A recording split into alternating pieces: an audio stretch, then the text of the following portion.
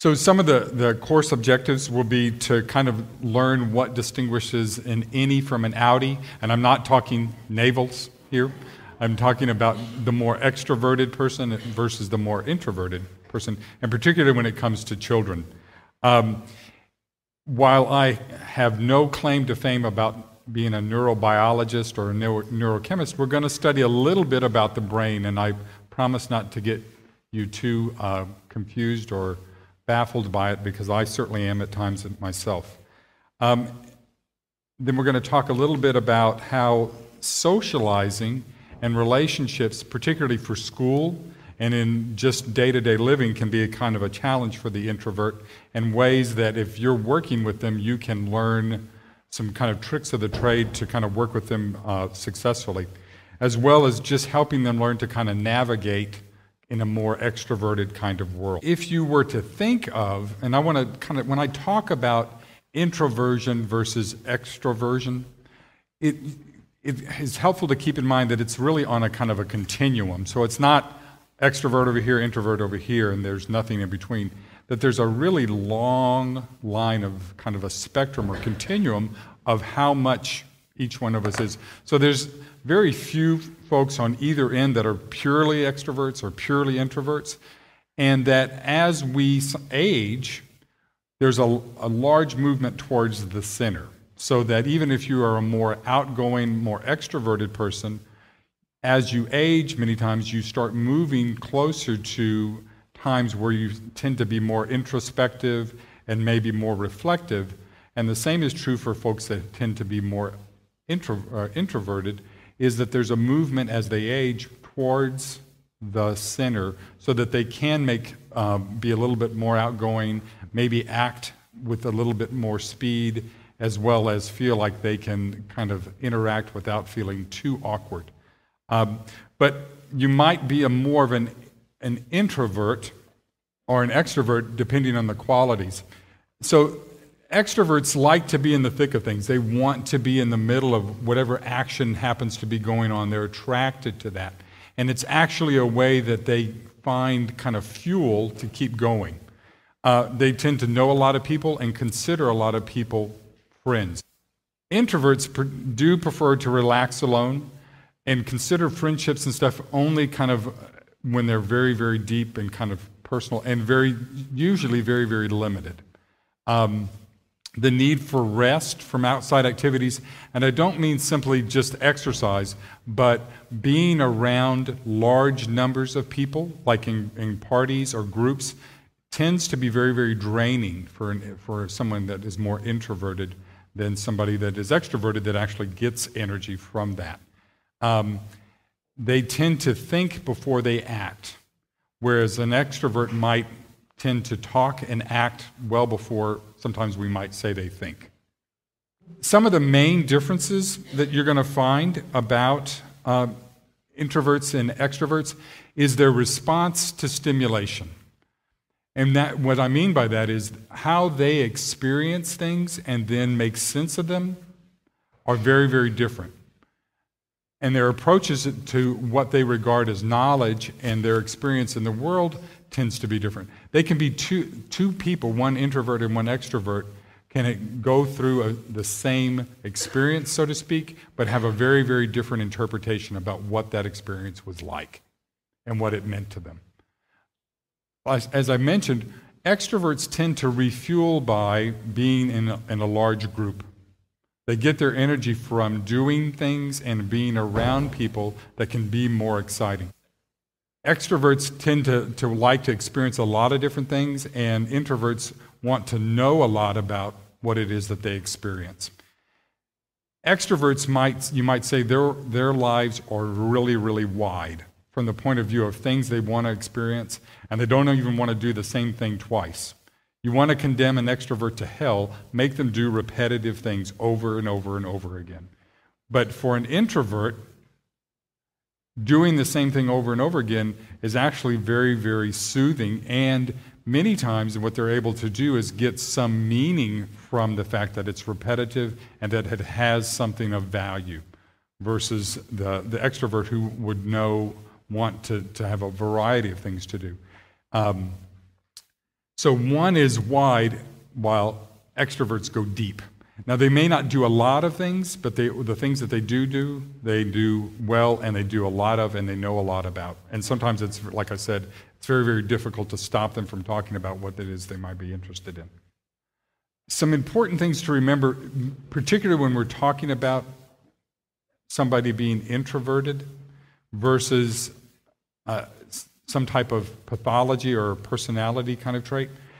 Introversion really talks about somebody's inner world and how they kind of process and understand information and experiences. And the introverts are not kind of socially awkward people. They actually enjoy being around people. They want to engage with other people. How they do it is, though, on a smaller scale, so that being in a large group, like at a party or at a social function, might be real difficult for an introvert to spend a lot of time at, and find it in some ways that they're more drained by it than they are excited about it. But they do crave and enjoy relationships. Shyness has to do more with kind of social anxiety that says, I'm not very confident, I'm uncomfortable, I don't feel certain of myself when it comes to being in social situations. And that can sometimes get mixed up with somebody says they're introverted, that they're timid or they're shy, when in fact it's just the opposite. If you look at somebody with a diagnosis of maybe being schizoid, they really suffer with the fact that they want relationships, but they find real close relationships uncomfortable and oftentimes even quite challenging and scary. So that there's someone that says I might be more introverted really is not saying anything about their desire to be around people or to be connected to people as it is the way that they would like to connect with other people. The role of our genes in understanding extrovert and introvert has a whole lot to do. And again, I would quickly claim not to be a neurochemist or a neurobiologist, but temperament does appear to kind of come from our neurochemistry. That we know of right now, there are 150 different kinds of brain chemicals that make up neurotransmitters, that, like the ones that listed here, that have a way of guiding messages from cell to cell back to a pathway to our brain. There are 60 neurotransmitters that we know of. Dopamine, serotonin, the noradrenaline, acetylcholine, and endorphins actually provide specific pathways that direct where the blood circulates when it goes through the brain, and then as a result, it has much to do with what parts of the brain are activated when we're experiencing something. Okay? And what they found is that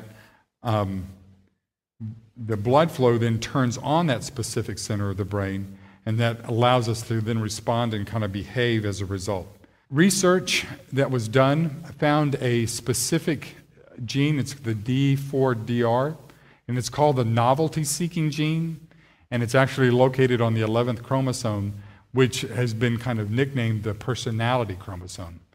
And part of why that was found is because that chromosome has a lot to do with behavior and how we function as a human. What the research found is that people that were high novelty seekers had a long D4DR gene, and as a result, they weren't very sensitive to dopamine. And dopamine plays a role in excitement and action. Okay? Low novelty seekers were found to have a real sharp D4DR gene, and we're real sensitive to dopamine. So as a result, if you're a more extroverted or high novelty seeking person, you're going to have a long gene of the D4DR. And it's going to take a lot of dopamine to get you revved up. So you're going to look for things that can be more novel and more exciting and stimulating, because then you get a bigger hit of the dopamine, which then says in turn, hey, that felt pretty good. I like that, and I want to do that again. But it takes a huge amount of dopamine in order for that to occur when you're a high novelty seeker. On the other hand, if you're a low novelty seeker, if you're a more introverted type, what you're going to find is that it doesn't take a whole lot of excitement to get a hit off the dopamine.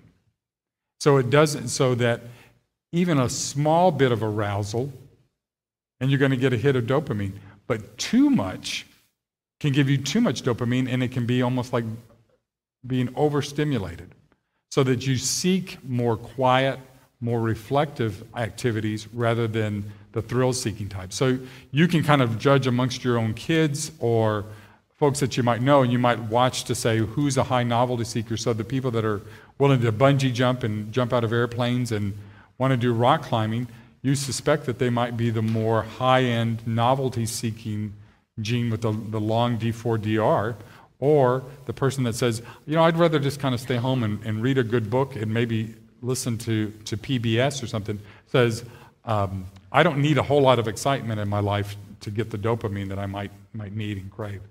But very similarly, the high novelty is what we would call a more extroverted person, and the low novelty seeking is the more introverted type of person. When an introvert's brain is really starting to buzz, that means they're likely to reduce their eye contact when speaking in order to collect words and thoughts, and increase their eye contact when they're trying to listen to get information. They may actually surprise people with how much they do know, and tend to shy away from too much attention or focus, and sometimes kind of appear glazed or kind of lost. And some of that has to do with the introverts may start talking in mid-thought, which can kind of confuse people because there's such an internal piece that many times an introvert might feel like they've already said something that they didn't say, but only because they're thinking about it so much, and there's an internal dialogue. This is, for introverts in particular, this can be very, very confusing when they deal with other people because their perception is everybody kind of thinks the way that they think. And so they don't understand that sometimes other people's thought processes are not going on as deeply and often as rapid as theirs might. So it's so that when they start talking, many times they might feel like people are kind of puzzled by how they appear, their response to them, because they haven't started their thought at the beginning, but it's actually midway through. They really have a good memory, but part of that, if you would look on the handout on the brain, is that because of the way the information actually travels, it goes through a longer process of where it sits in long-term memory. So if you're looking at your handout with the longer introverted acetylcholine pathway, while both sides begin with the reticular activating system and the hypothalamus, where they kind of split is that in the interior thalamus, that goes for the introvert, and for the extrovert, it's more the posterior thalamus. So that there's a longer pathway, brain-wise, for the introvert to get information than it is for the extrovert. The extrovert it's an immediate shot it goes from experience right into senses, into like the visual or auditory senses, and they process the information almost immediately. For somebody that is more introverted, however, the pathway is a lot longer, and it tends to kind of go back through a place where memory is stored, and verbal and thought and problem solving is settled. So that as a result, it can take them a little bit longer when you ask them to respond, because it's got to go back through those same pathways again, in place of the response that an extrovert might make with just speaking without having to think a lot. The introvert might even have to kind of look for words and stuff because all of it's gone and stored into long-term memory rather than into the more immediate kind of response of thinking without talking. How acetylcholine works. There is a parasympathetic and a sympathetic system that work in all of us. In the sympathetic system, it's the one that works with arousal and action, and that's stimulated by the dopamine. Parasympathetic is influenced by acetylcholine. Acetylcholine actually serves to kind of provide somebody with being more calm, more settled, and less likely to react or be motivated, but actually take a while to move up. And so they work almost in complete opposite of one another. So as a result, an extrovert, when they experience something, might be more moved because of the amount of dopamine they receive to actually be more in tune with the sympathetic part of their brain and move and act. They get ready to move. Whereas the same experience for somebody that's more introverted, the influence is with the acetylcholine, and it actually settles them down, and they may look like they're moving slower and actually not reacting as quickly as the extrovert, simply because of the neurotransmitter that's been the hit that they took from it. For the introvert, the parasympathetic nervous system can mean that they look like they're not motivated or moving right away. They may be slow to kind of react under stress. They may have a kind of a calm or kind of reserved manner and may walk and talk and eat more slowly. There's even a piece where it says their body temperature can sometimes have difficulty kind of regulating itself, simply because it's of the way that the pathway is not set to kind of regulate temperature as well. And as I said, they need more time to kind of take breaks to restore energy, so that folks that tend to kind of retreat from large groups, or like even in meetings, you might find that someone that tends to, or in the classroom, somebody might be quieter when there's even an assignment to say have a large group discussion. Some folks might retire back simply because the introvert is more tending to listen and put the information and process it and store it in memory than the extrovert, who might be just taking it all in and be ready to comment almost immediately.